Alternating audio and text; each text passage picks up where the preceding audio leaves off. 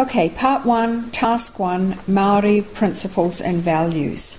In your assessment package, you'll see a number of questions. It's really important that you read each question carefully. For example, in question 1, it says, in this question, you have to give information about how you and your workplace have culturally safe Māori principles and values. You have to answer the questions that relate to the services you offer, policies your workplace has, procedures your workplace has, and how you as a person apply these things at work. So when you get into the questions, you'll see it says, how do the services your workplace offers relate to Māori principles and values? And the sorts of things that you would put in something like this is talking about how you incorporate these sorts of principles and values in strengthening perhaps engagement and relationships, building through pauwhiri and mihi whakatū and karakia, and also by continuing to provide support, listening to your clients, especially when there's something to do with bereavement or when there are other things where clients need support, and welcoming the family, the whānau, and to be part of the process. So that might be how the services your workplace offers support Māori principles and values. The next question talks about how do the policies your workplace have in place relate to Māori principles and values. And in this sort of question, you have to think about your Māori health policy. If your workplace doesn't have a Māori health policy, we suggest you download the one that's available on the website. There's usually two key components, and the one being alignment with the Treaty of Waitangi and the Korowhai Oranga. Please excuse my pronunciation. Both of these documents have really strong emphasis of Māori operating principles and values, and you need to show that you have policies in place that work alongside of these.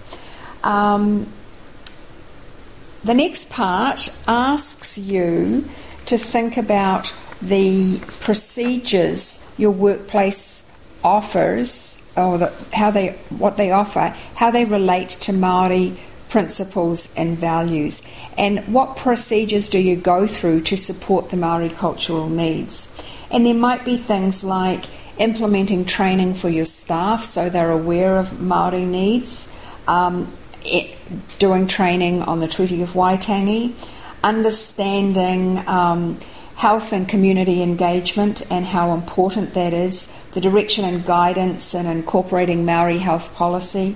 You might talk about things like employee and employees that work with your organisation, having to reflect and ensure that they represent a good set of principles and values that support those with the Māori culture. So there's a lot of individual comments that you can make, but the key thing is to answer how do the procedures your workplace offers relate to Māori principles and values? Not what are your procedures, but how do your procedures relate to Māori principles and values? When we get on to the next question, it asks you to write a few sentences to describe how you, as one of the employees at your workplace, apply culturally safe operating principles and values when you're at work with your clients. Now, this isn't a textbook answer. This is the sort of thing that you think, okay, what do I do as an individual to work in a culturally safe manner with Māori? And you may include comments about, relationship connectedness. You might talk about hospitality.